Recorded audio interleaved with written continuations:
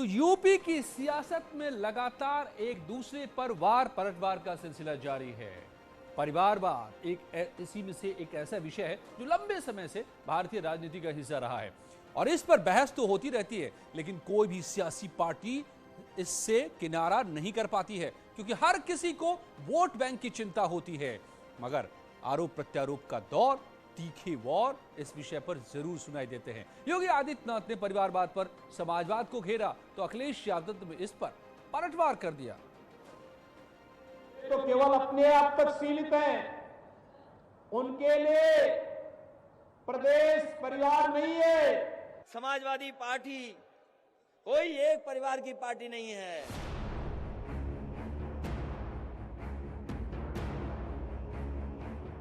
समाजवाद के पिच पर सियासी घमासान मचा हुआ है क्योंकि यूपी की सियासत में समाजवाद की अपनी जगह है, लेकिन चुनावों से पहले परिवारवाद का नारा एक बार फिर से यूपी की सियासी फिजाओं में सुनाई देने लगा क्योंकि इसके बहाने समाजवादी सोच पर सेंधमारी करने का मौका मिलेगा।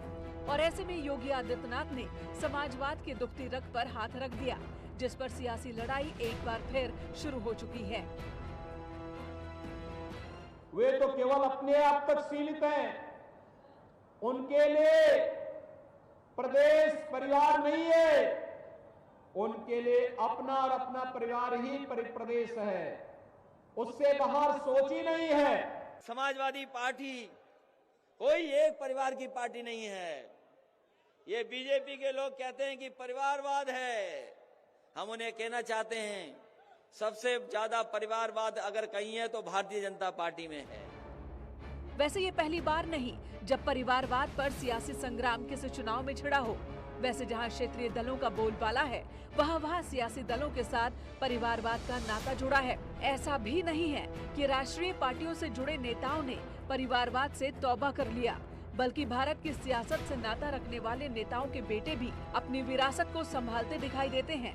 लेकिन समाजवाद को अब परिवारवाद की जमीन पर घेरने की कोशिश हो रही है क्योंकि यूपी की सियासी जमीन पर समाजवादी पार्टी की मजबूत पकड़ है और ऐसे में बीजेपी ने परिवारवाद पर चोट करने का मन बना लिया है।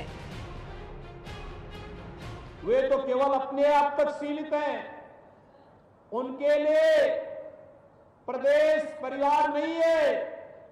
उनके लिए अपना और अपना परिवार ही प्रदेश है, उससे बाहर सोच ही नहीं है। और भारतीय जनता पार्टी के लिए, प्रधानमंत्री मोदी जी के लिए पूरा भारत परिवार है और हमारे लिए पूरा उत्तर प्रदेश की 25 करोड़ जनता ही परिवार है। परिवारवाद अगर कहीं है तो भारतीय जनता पार्टी में भी है।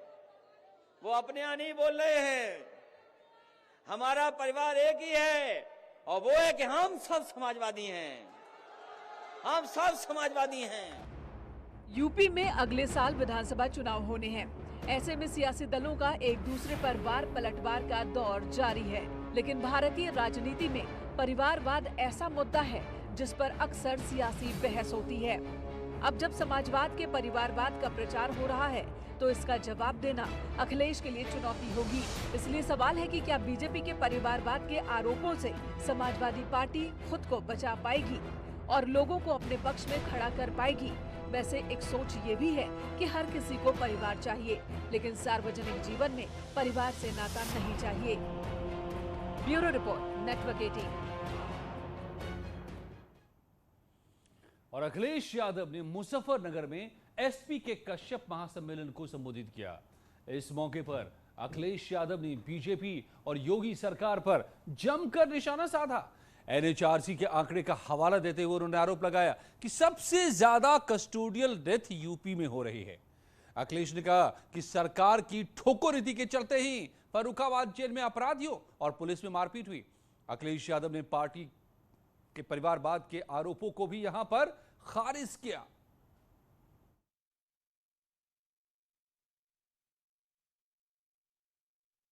कि अगर सबसे ज्यादा अन्याय जनता पर कहीं हो रहा है तो उत्तर प्रदेश में भारतीय जनता पार्टी की सरकार में अन्याय हो रहा है।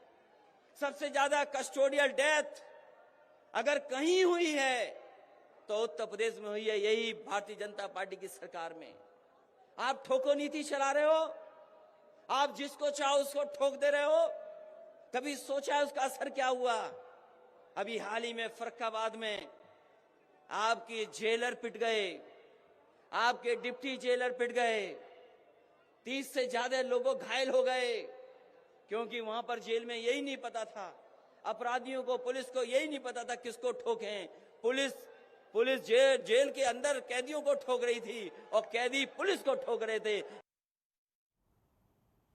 और मुजफ्फरनगर में अखिलेश यादव सरकार को क्राइम पर घेरने की कोशिश कर रहे थे, तो दूसरी ओर मेरठ में योगी आदित्यनाथ पिछली सरकारों को आईना दिखा रहे थे, बता रहे थे कि हमारी सरकार की खेल नीति से खिलाड़ियों का हौसला बढ़ा, लेकिन पिछली सरकारों ने सिर्फ उन्हें अनदेखा किया, जिसका नतीजा यह है कि आज खेल के क्षेत्र में भारत लगातार बेहतर कर रहा है। टोक्यो ओलंपिक्स में जिसकी तस्वीर दिखाई दी, वैसे इस मौके पर मेरठ के लोगों की सालों पुरानी मांग भी पूरी हो गई।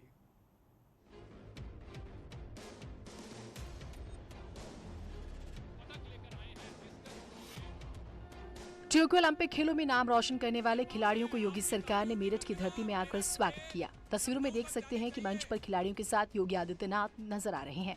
जिन खिलाड़ियों ने टोक्यो पैरालंपिक में हिस्सा लिया और देश का नाम रोशन किया, उन खिलाड़ियों को योगी सरकार ने मंच पर बुलाकर सम्मानित किया।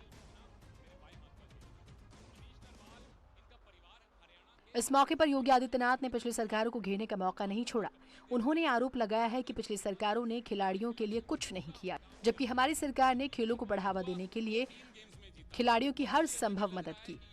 जानबूझ के थर्ड गेम तक मैच को लेकर गए थे ताकि और मजा लें गेम का। टोक्यो पैरालंपिक में भारतीय खिलाड़ियों ने जो कार्य किया है, जो प्रदर्शन किया है, वो अब तक का सबसे बेहतरीन प्रदर्शन है। और उस बेहतरीन प्रदर्शन के लिए हर भारतवासी का ये नैतिक दायित्व बनता है कि हम अपने इन प्रतिभाशाली खिलाड़ियों का, भारत के गौरव को वैश्विक मंच पर एक नई ऊंचाइयों तक पहुंचाने वाले अपने इन सभी खिलाड़ियों का हम सम्मान करें। वैसे आरोप प्रत्यारोप का दौर चलता रहेगा। सियासत की जमीन पर कोई खड़ा हो और बिना सियासत के कोई आयोजन हो जाए, ऐसे संभव है क्या? वैसे मेरठ की धरती से बहुत से खिलाड़ियों का नाता जुड़ा है। ऐसे में इस सम्मान कार्यक्रम के दौरान खिलाड़ियों के साथ केंद्रीय युवा एवं खेल मंत्री अनुराग ठाकुर भी शामिल हुए। उन्होंने खिलाड़ियों का हौसला बढ़ाया और उनके योगदान को याद किया। कोविड-19 पैंडेमिक के समय भी ये खिलाड़ी अपने घरों में नहीं बैठे, ये अभ्यास भी करते रहे, प्रयास भी करते रहे और मेडल जिताने का काम किया है तो हमारे पैरालंपिक्स खिलाड़ियों ने किया है। और मैं चाहता हूं जब ये भारत के सितारे मेरठ की धरती उत्तर प्रदेश पर आए हैं तो आप अपने स्थान पर खड़े होकर करतल ध्वनि के साथ इन सबका स्वागत अभिनंदन करें। जोरदार तालियों के साथ स्वागत अभिनंदन भारत के पैरालंपिक खिलाड़ियों का। खिलाड़ियों को सम्मानित करने के साथ ही खिलाड़ियों को एक और सौगात देने का काम योगी सरकार ने किया। जल्द ही मेरठ की धरती में खेल विश्वविद्यालय को बनाने का काम शुरू होगा, जिसका नाम हॉकी के जादूगर मेजर ध्यानचंद के नाम पर होगा। Bureau report, network 18। और सलमान खुर्शीद ने हाल ही में अपनी किताब सनराइज ओवर अयोध्या लॉन्च की है और इसके बाद से ही उनकी इस किताब के कुछ हिस्से को लेकर के लगातार बहस छिड़ गई है। ऐसे में सलमान खुर्शीद का एक बयान विवाद के केंद्र में आ गया है। हालांकि इस बीच उनकी किताब में हिंदुत्व को लेकर लिखी गई बातों के कारण अब सियासी बवाल छिड़ा हुआ है। किताब में उन्होंने हिंदुत्व की ISIS और बोको हरम से तुलना की है, जिस पर सफाई भी दी है।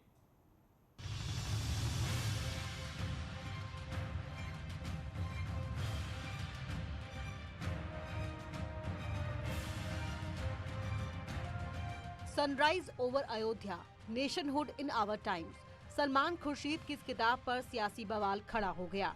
हिंदुत्व से लेकर तमाम मुद्दों पर इस किताब में जिक्र है, लेकिन किताब को पलटेंगे तो इस किताब की जुबान से निकले लफ्जों की कहानी में आईएसआईएस और बोको हरम का जिक्र मिलेगा।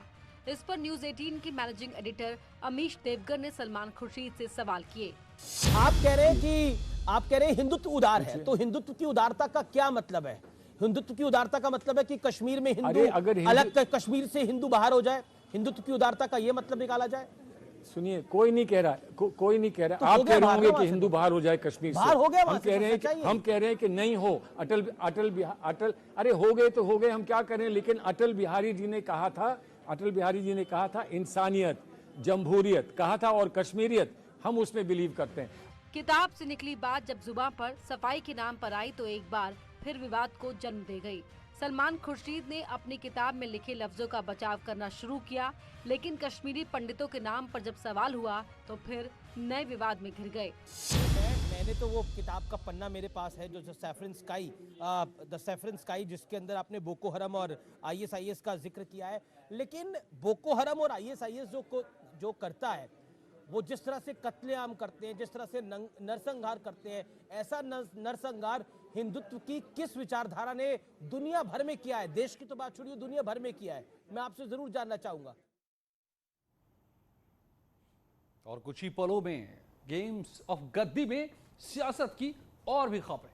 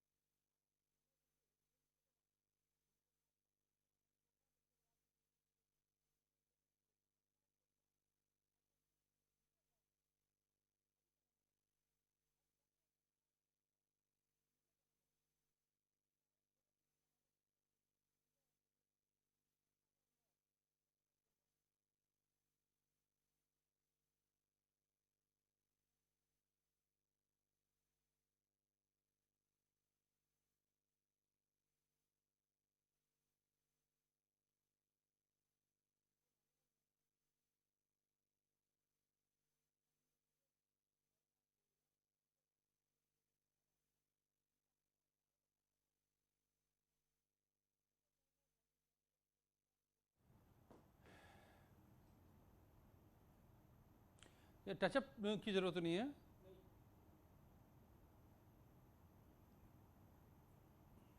तो यार बोल दिया करो ना यार।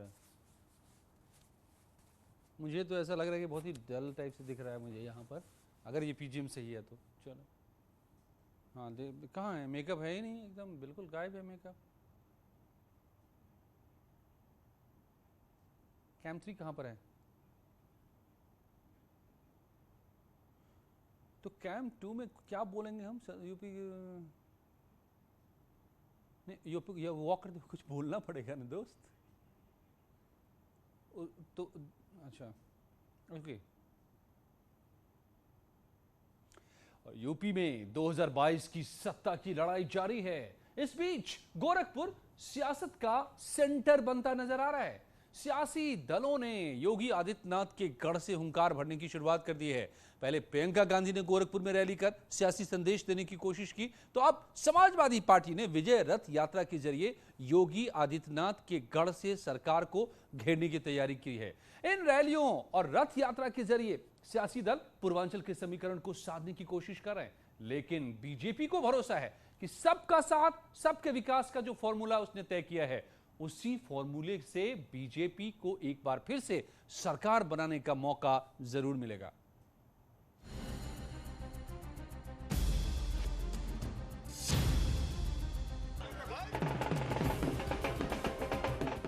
यूपी की सत्ता की लड़ाई जनता के बीच जारी है। सभी सियासी दल एक दूसरे को आईना दिखाने की कोशिश कर रहे हैं, लेकिन 2022 की लड़ाई का केंद्र बिंदु इस बार गोरखपुर की धरती बनने जा रही है। इसकी शुरुआत प्रियंका गांधी ने की। उन्होंने एक रैली कर योगी आदित्यनाथ के गढ़ में सरकार को घेरने की कोशिश की। अब तैयारी समाजवादियों की है, जहां अखिलेश यादव 13 नवंबर को विजय रथ यात्रा की शुरुआत करने जा रहे हैं। इस यात्रा को अखिलेश यादव गोरखपुर एयरपोर्ट से हरी झंडी दिखाएंगे, जो कुशीनगर तक जाएगी। लेकिन इस पर अब सियासत शुरू हो गई है। बीजेपी ने एक बार फिर से अखिलेश यादव को घेरने की कोशिश की है। दावा किया है कि गोरखपुर की धरती में अखिलेश यादव की दाल नहीं गलने वाली है, उनको अपना गढ़ बचाना चाहिए। वहीं समाजवादियों को भरोसा है कि इस बार जनता तैयार बैठी है सरकार बदलने के लिए। देश के यशस्वी मुख्यमंत्री योगी जी का क्षेत्र है, तो यहाँ पर तो ताकत नहीं काम करेगी उनकी। वो जाके बल्कि इटावा, सैफई, मैनपुरी देखें कि वहाँ अपनी ताकत बचावें। जो पहले जीते थे वो भी अब की शायद नहीं जीत पाओ। जैसे बुंदेलखंड को ले लीजिए, जहाँ पर पिछली सरकारों ने उनको उपेक्षित हमेशा रखा, यहाँ तो हमारे यशस्वी मुख्यमंत्री जी की सरकार में वहाँ पानी पानी हो रहा है। तो निश्चित है यहाँ उनकी दाल गलेगी नहीं, क्योंकि हम 9 में से 8 सीटें जीते थे पिछली बार गोरखपुर में, अब की 9 में से 9 सीट हम लोग जीतने जा रहे हैं। लोग उत्सुक हैं, लोग जागरूक हैं, लोग एक आशा भरी निगाह से देख रहे हैं कि विजय रथ यात्रा के माध्यम से ही इस प्रदेश में महंगाई से निजात मिलेगा, कुशासन से निजात मिलेगा और विकास जो पिछले 5 सालों में 12 से 17 हुआ था उसकी पुनः शुरुआत होगी। वैसे अखिलेश यादव के स्वागत के लिए समाजवादी कार्यकर्ताओं ने भव्य तैयारी की है। बस इंतजार अखिलेश यादव का है। जब अखिलेश यादव योगी आदित्यनाथ के गढ़ में पहुंचेंगे तो सबसे पहले गोरखपुर एयरपोर्ट पर समाजवादी कार्यकर्ता उनका जोरदार स्वागत करेंगे। वैसे समाजवादी विजय रथ यात्रा की शुरुआत करने के पीछे अखिलेश यादव की मंशा पूर्वांचल को साधने की है, लेकिन इस बार क्या अखिलेश यादव के लिए पूर्वांचल आसान होगा? वैसे 2017 से पहले समाजवादी गढ़ ये माना जाता था, लेकिन इस बार बीजेपी नेताओं को भरोसा है कि समाजवादी गढ़ में बीजेपी ने सेंधमारी कर ली है। वहीं समाजवादियों को भरोसा है कि अखिलेश यादव के विकास को लोग आधार बनाएंगे और जनता समाजवादियों को सत्ता में आने का मौका देंगे। गोरखपुर ही नहीं पूरे उत्तर प्रदेश में इतने काम हुए हैं और आम जनता राहत महसूस कर रही है। किसी गांव गरीब के वहाँ चले जाइए, दलित बस्ती में चले जाइए, वहाँ भी बीएसपी के जो पहले वोटर थे वो भी आज के डेट में योगी जी के, मोदी जी के वोटर हो गए हैं। उनकी जो अपनी वोट बैंक थी वो भी खसक गई है बीएसपी की भी। और अखिलेश जी का तो बस जाति पात की राजनीति करते हैं, MY फैक्टर उल्लेख चलते हैं, तो उससे दाल नहीं गलेगी। किसी जात से हम सरकार बनाना यह संभव नहीं। जब सबका साथ, सबका विकास, सबके विश्वास की बात करेंगे तभी हम सरकार बना सकते हैं। आज 6 साल के होने जा रहे हैं, 6 साल के दिन में अब तक वो सड़क पूरा नहीं हो पाई। तो इससे विकास दर्शाता है कि विकास पुरुष कौन है और कौन इस उत्तर प्रदेश के चेहरे पर खुशहाली ला सकता है। तो उसका एकमात्र नाम केवल आदरणीय अखिलेश यादव। वैसे 2022 में क्या होगा, जनता किसे मौका देगी, किसकी सरकार बनाएगी और किसे आईना दिखाएगी, ये तो वक्त बताएगा। लेकिन फिलहाल हर कोई योगी आदित्यनाथ के गढ़ को सियासत के केंद्र में रखकर सियासी संदेश देने की कोशिश कर रहा है। प्रियंका गांधी के बाद अब सपा के राष्ट्रीय अध्यक्ष अखिलेश यादव मुख्यमंत्री योगी आदित्यनाथ के गढ़ में अपनी ताकत दिखाने जा रहे हैं। गोरखपुर से वो सपा विजय रथ यात्रा की शुरुआत करेंगे जो कुशीनगर तक जाएगी और इस विजय रथ यात्रा से वो एक संकेत देना चाहेंगे कि अभी भी पूर्वांचल में उनकी पैठ मजबूत है, भले ही यहां से योगी आदित्यनाथ ने प्रदेश की सरकार पिछले 4.5 साल चलाई हो। अखिलेश पांडे के साथ रामगोपाल द्विवेदी, न्यूज 18 गोरखपुर।